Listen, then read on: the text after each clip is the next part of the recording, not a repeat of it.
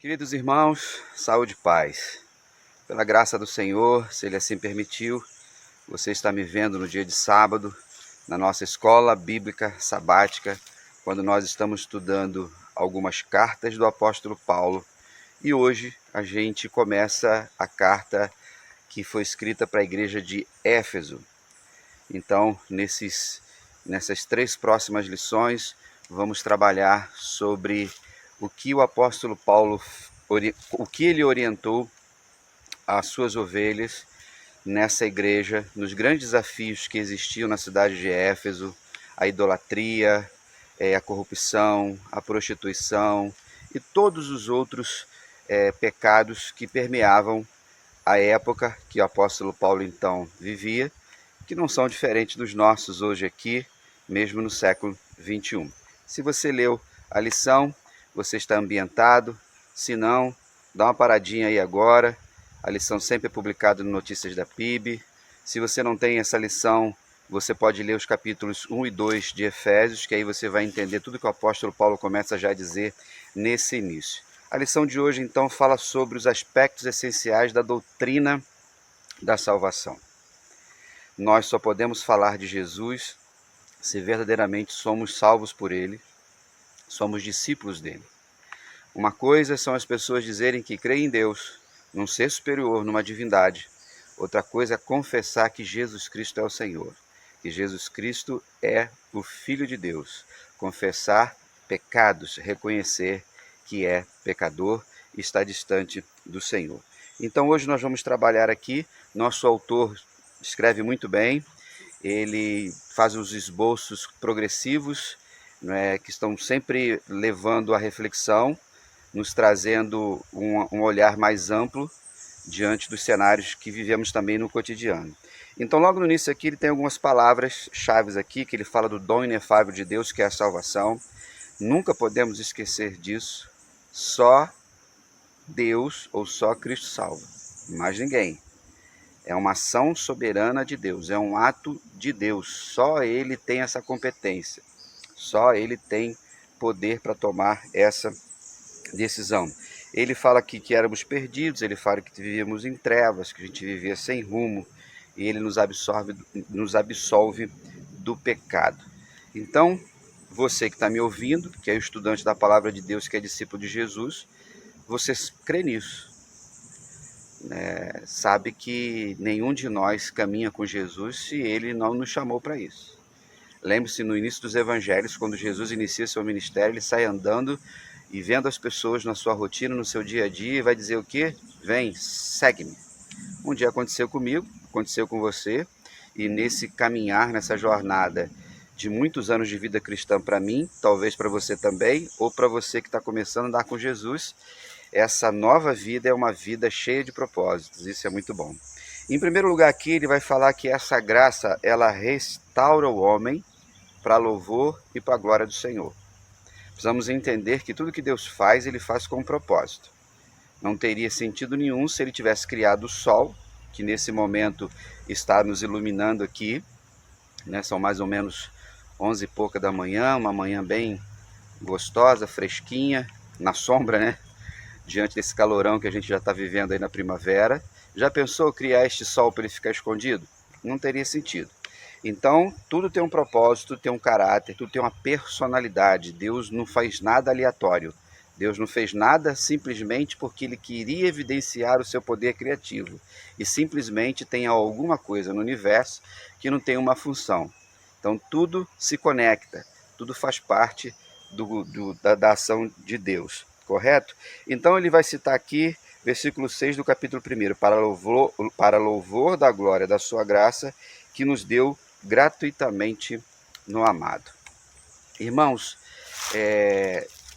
como tem um propósito nas nossas vidas, em tudo que fazemos, nós precisamos entender a nossa vida e o chamado de Deus para nós. Quando ele fala de vida, ele vai citar aqui o famoso ter e ser. O ter é aquilo que a gente vai adquirindo. E tem pessoas que fazem do ter seu projeto de vida. Às vezes, e todos nós nascemos na pobreza, uns mais, outros menos, vivemos num país pobre, a gente precisa estudar muito, trabalhar muito para ter uma vida um pouquinho melhor. para conquistar uma casa, ter um veículo, poder viajar, estudar. Mas essas coisas não podem ser a essência da nossa vida. Aí é quando ele fala do ser. Quando nós entendemos que nós podemos buscar essas coisas todas, mas sem perder o rumo. Quantas pessoas no dia de hoje perderam o seu rumo? Venderam seus corpos para prostituição, estão aí sendo dominados pelas drogas, é a política corrupta, é a mentira, é a violência, enfim, todos esses fatores que vocês sabem muito bem. Mas quando nós pensamos na essência da vida, é sempre importante lembrarmos do caráter. Jesus veio para restaurar o nosso caráter. É Ele que vai fazer com que eu e você tenhamos condições de fazermos juízo de valor e vivermos uma vida na presença de Deus.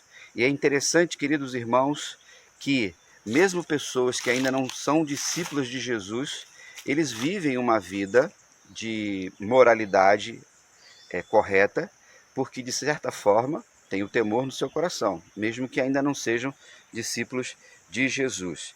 Então, essa restauração, essa ação de Jesus em nós, para remir os nossos pecados, para tirar a escravidão da nossa vida. Somos libertos em Jesus, já falamos sobre liberdade cristã na aula passada. Então, como Deus é o Criador, Ele é grande, Ele é maior do que qualquer dano, Ele é maior do que qualquer problema, Ele é maior do que qualquer dor. Sabemos que passamos por lutas e dificuldades e às vezes achamos que esses vales que a gente atravessa são maiores do que o dono do vale.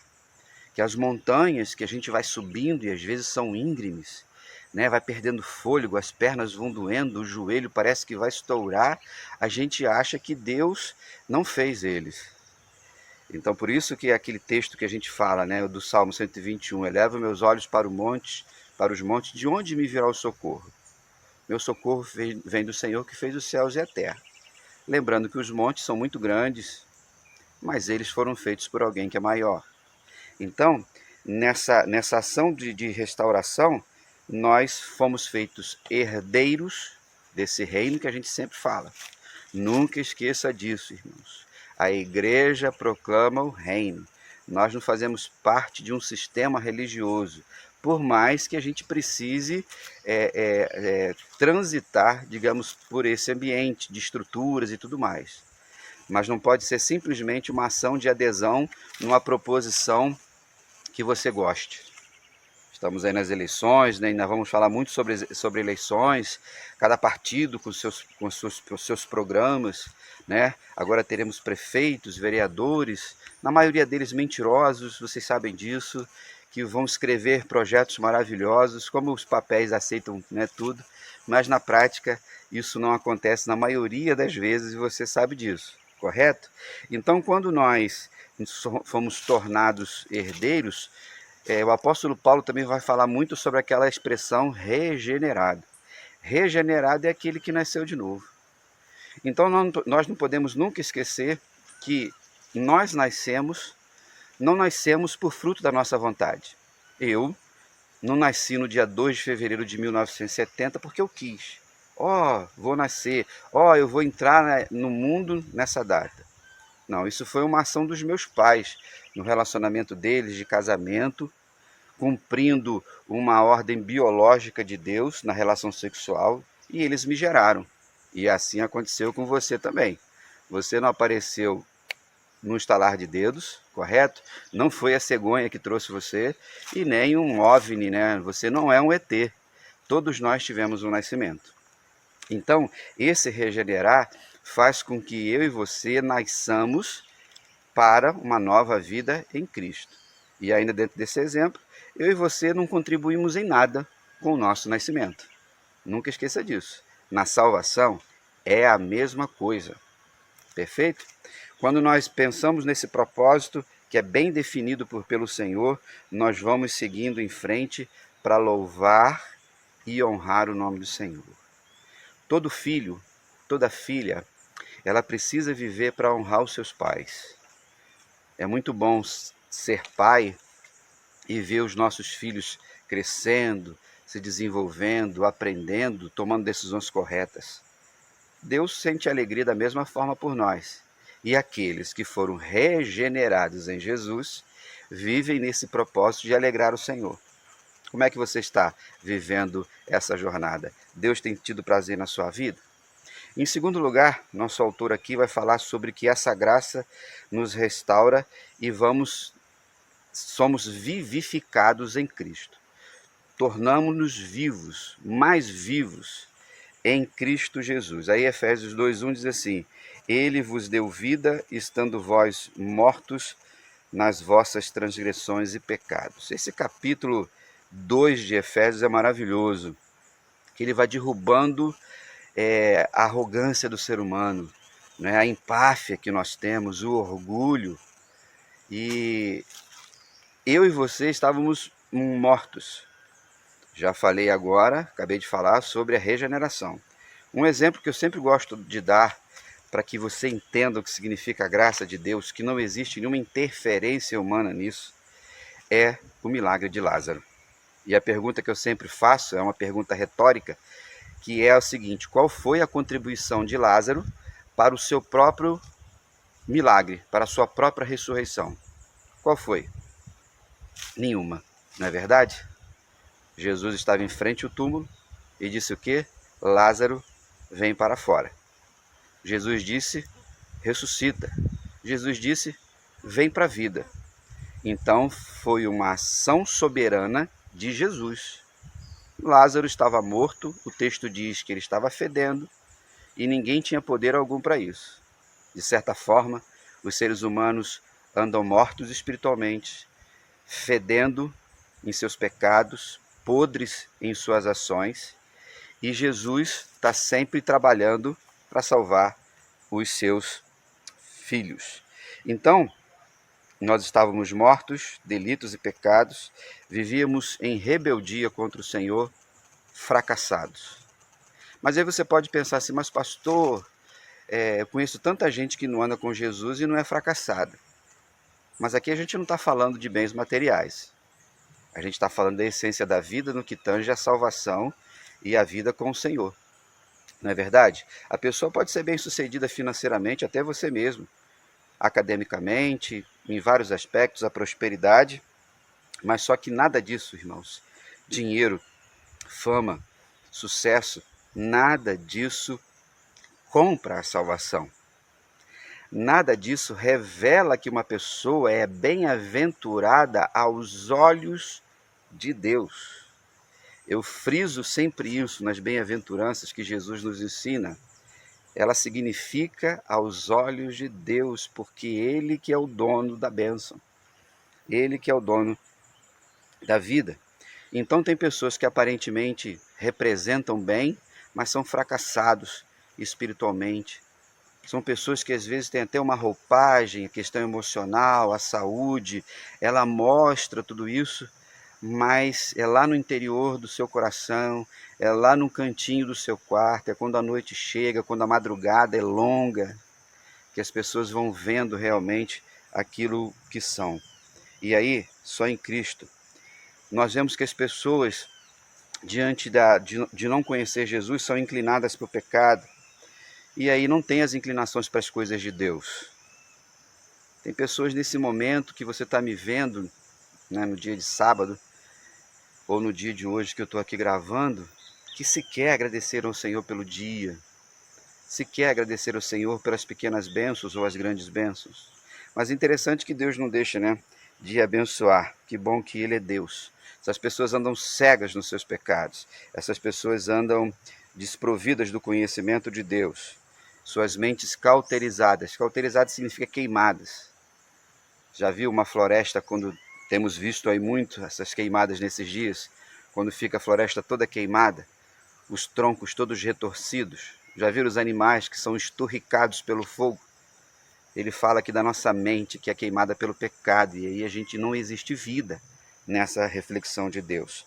Então, o que a gente vê é que existe morte. Você talvez conheça alguma dessas pessoas, que aparentemente são pessoas que exalam vida, mas são mortas espiritualmente. E em alguns momentos você percebe isso. Precisamos tomar cuidado para não sermos enganados por essas pessoas e achar que a gente não precisa falar do amor de Jesus para elas. Nós vamos aprender que nessa morte, nesses delitos, estávamos escravizados pelo pecado. Satanás, como senhor dos escravos, nos controla. E Jesus, quando vai para o deserto e ele passa aquelas tentações, a gente tem ali os 3 níveis de tentações, que é a tentação feita pelo mundo, da carne e do diabo. São os nossos 3 inimigos. Lembrando que o mundo e o diabo, eles são inimigos externos, eles não podem nos fazer pecar. Eles podem nos influenciar. E a carne, que somos nós mesmos, que aí sim precisamos tomar cuidado diante da realidade das nossas vidas. E aí, uma vez que nós não conhecemos o Criador, o pecado nos faz distante dele, nós também ficamos distante das pessoas.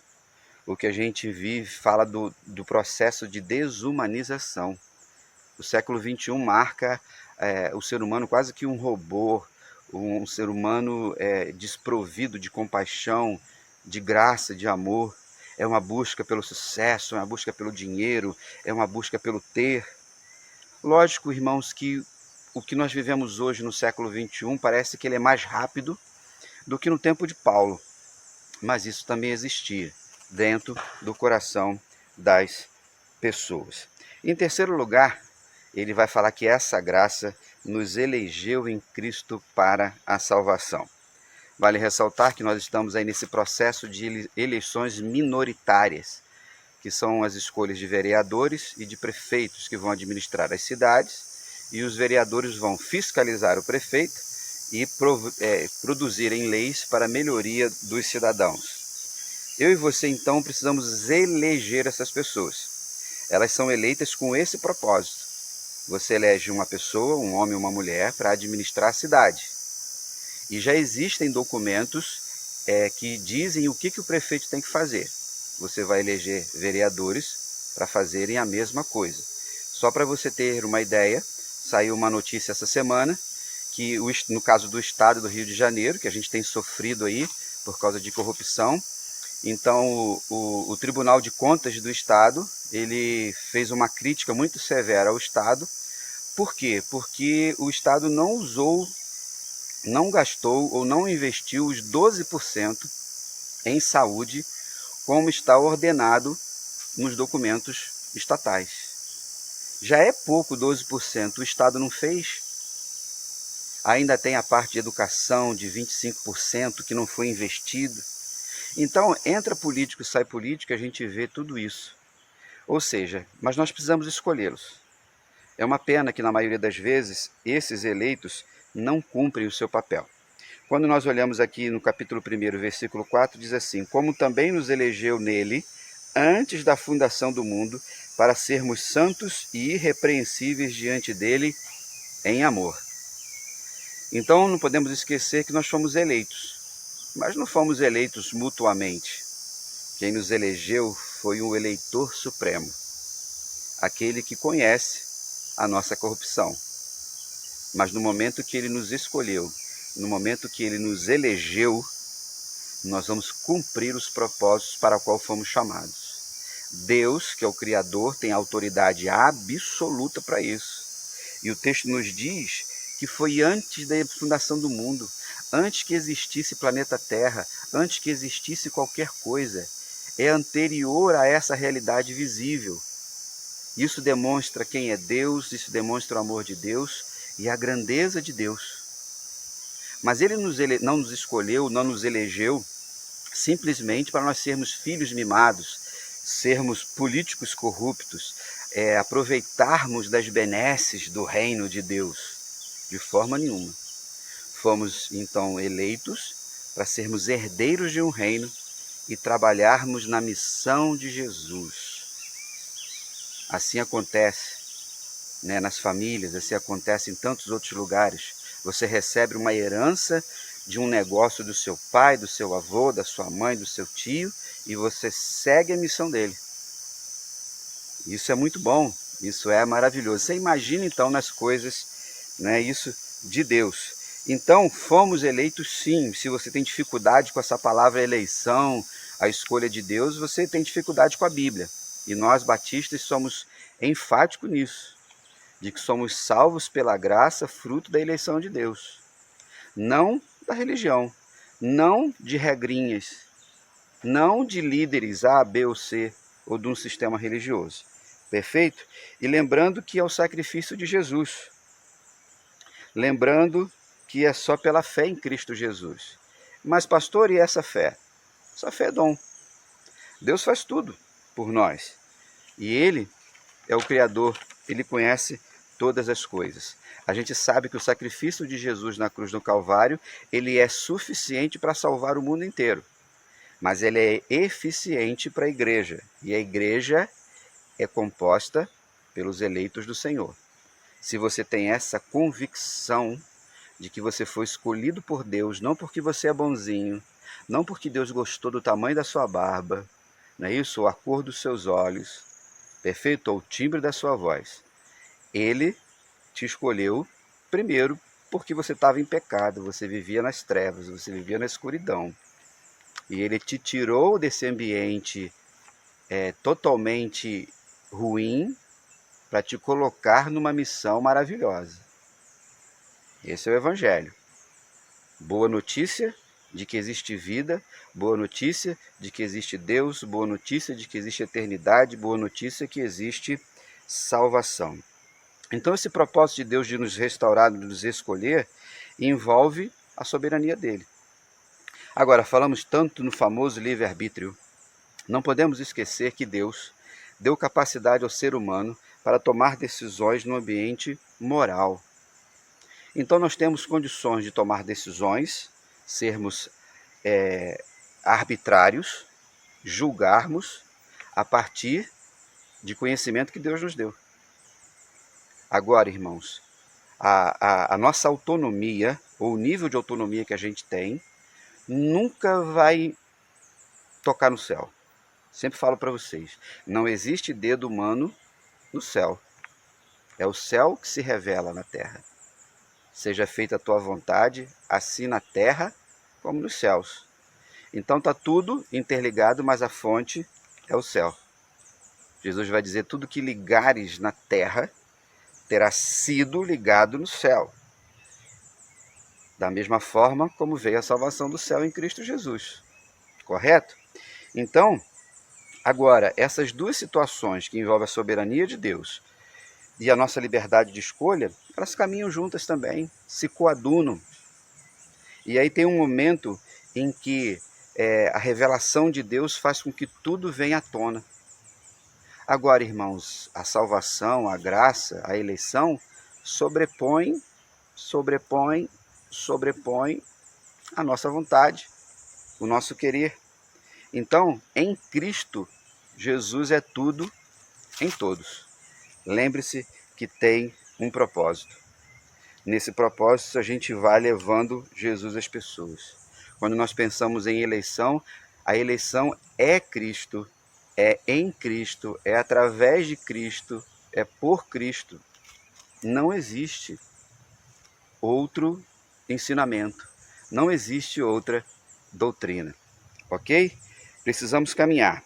Ele vai dizer aqui em 1 Pedro, o autor vai citar 1 Pedro 1,2, diz assim, eleitos segundo a presciência de Deus Pai pela santificação do Espírito para obediência e a aspersão do sangue de Cristo.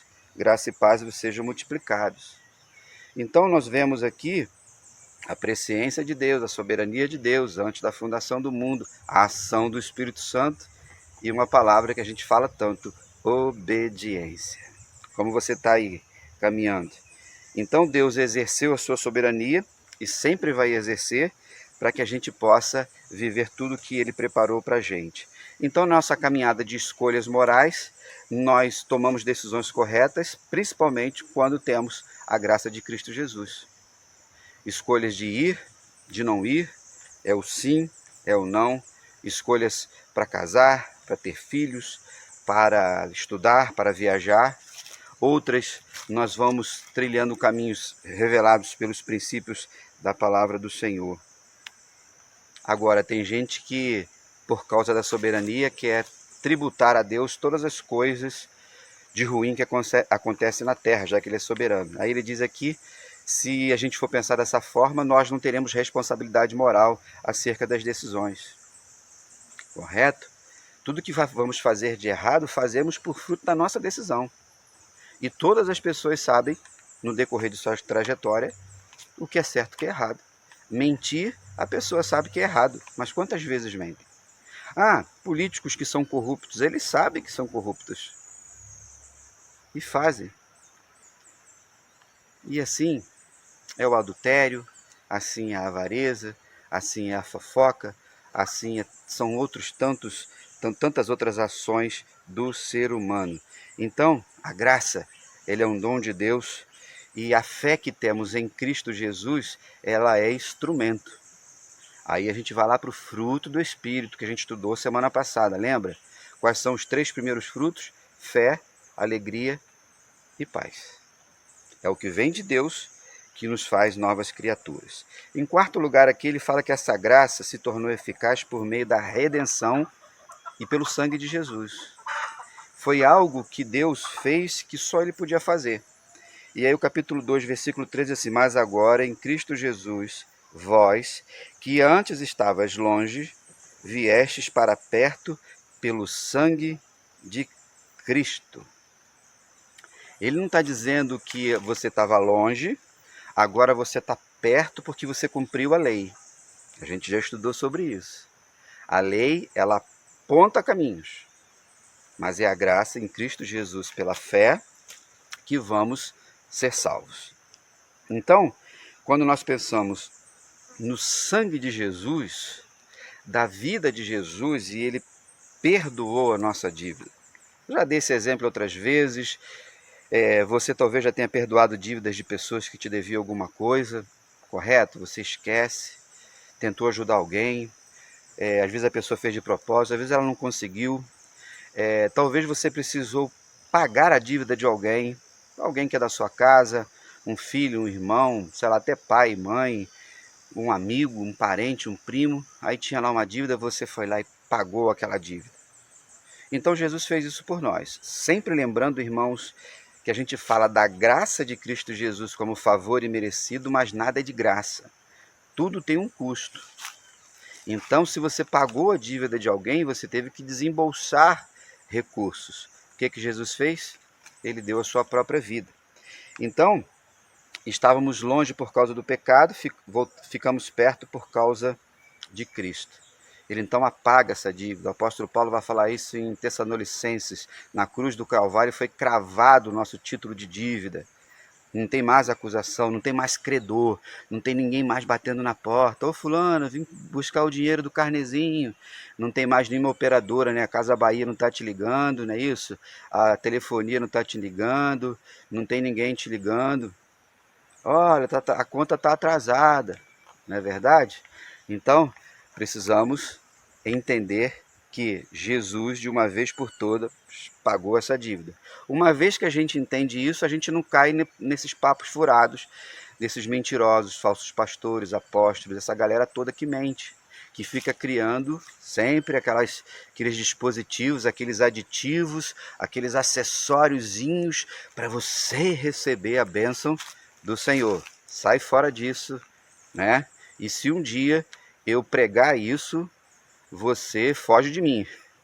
Você me denuncia para o Senhor e manda Deus mandar fogo sobre mim e sapecar mesmo, consumir, se eu pregar mentiras e se eu pregar coisas que não estão na palavra do Senhor. A gente precisa sempre colocar tudo no crivo da palavra de Deus.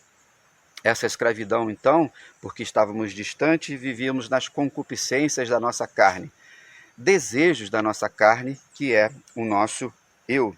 E aí, pelo preço de sangue, ele nos redime. E por que precisaria ser preço de sangue? Porque é a sua vida. Jesus morre na cruz por mim e por você, porque a nossa vida tem valor. Então ele deu vida por vida. Não foi colocado um preço, um valor em dinheiro. Hoje, quando você processa alguém ou você é processado por alguém, o que foi estipulado pela lei, pela justiça, é que esse dano a ser restaurado seja em dinheiro. Então, é um problema emocional hoje, danos morais, né, os problemas emocionais, um problema um problema material, às vezes até na morte de uma pessoa, as pessoas tentam retratar-se através de dinheiro. a gente sabe que nunca vai pagar o preço, mas é uma forma de conforto, de consolo, que a gente chama de indenização. Mas Jesus deu a vida dele. Ele não mandou ninguém no lugar. Olha como você tem valor. Olha como eu tenho valor. O desejo de Deus de nos salvar. E aí, essa graça, esse amor dele, faz com que a gente entenda que, mesmo não merecendo, ele fez o melhor por nós. Ou seja, não é qualquer graça, não é qualquer ação, não é um gestozinho de entregar uma marmitazinha, um pão na rua ou uma camiseta usada. Não que seja errado fazer isso. Deus deu o melhor que ele tinha, que era o seu filho, vida por vida. Então, uma vez que ele nos chamou, cobriu os nossos pecados, custeou, a gente segue em frente. Lembra da parábola do bom samaritano, quando Jesus está falando? Daquele homem que vinha pelo deserto ali, foi assaltado, bateram nele, levaram tudo, e vinham três. Vinha um levita, vinha um sacerdote e vinha um samaritano. Quem parou para ajudar? O samaritano. Jesus, propositalmente, ele faz uma crítica à religiosidade, ele faz uma crítica ao povo de Israel e traz honra ao povo samaritano, que era o que? Desonrado, discriminado por Israel por questões étnicas e que envolve lá o Antigo Testamento, e a gente também já falou isso em outro momento. Então aquele homem ele vai curar, vai pegar as feridas ali, vai tratar um pouquinho, vai botar em cima do seu jumento, do seu cavalo, lá do seu transporte, vai levar para um lugar e dizer assim, olha, cuida dele, toma aqui o dinheiro e se tiver mais despesa, eu cubro quando eu voltar. Isso que Jesus fez. Por isso que ele diz assim, ó, faz você o mesmo. Nós podemos ir fazendo o que Jesus fez na nossa vida, na vida das pessoas, levando o quê? A graça de Jesus. Em último lugar, irmãos, diz que a graça de Deus nos coloca na condição de membros da família de Deus. Foi Deus quem criou a família. Já existe um relacionamento comunitário na Trindade, Deus Pai, Deus Filho e Deus Espírito Santo. Eu e você nascemos numa família. Temos um pai, temos uma mãe. Talvez a sua família seja grande, talvez seja pequena igual a minha, já que eu sou filho único. Talvez você tenha sido criado num ambiente de muita alegria, talvez nem tanto. Talvez você teve dificuldades com seu pai, com a sua mãe ou com algum irmão, mas nós nascemos numa família. É na família onde a gente aprende a viver, a dividir, a partilhar. É na família que a gente coloca os nossos sonhos, nos nossos projetos, é na família que a gente chora de tristeza, que a gente abre o coração diante das nossas frustrações. Mas sabemos que muitas vezes, por causa de algumas famílias desestruturadas, muitas pessoas trilham o caminho do pecado, muitas pessoas têm suas vidas destruídas, muitas pessoas não amam as outras. Porém, nós encontramos a palavra de Deus dizendo assim, no versículo 19 do capítulo 2 de Efésios, assim, não sois mais estrangeiros nem imigrantes, pelo contrário, sois concidadãos dos santos e membros da família de Deus. Que privilégio nós temos de sermos da família de Deus, de termos o Senhor como nosso Pai. Aleluia por isso. Temos Jesus como nosso irmão mais velho, como nosso primogênito.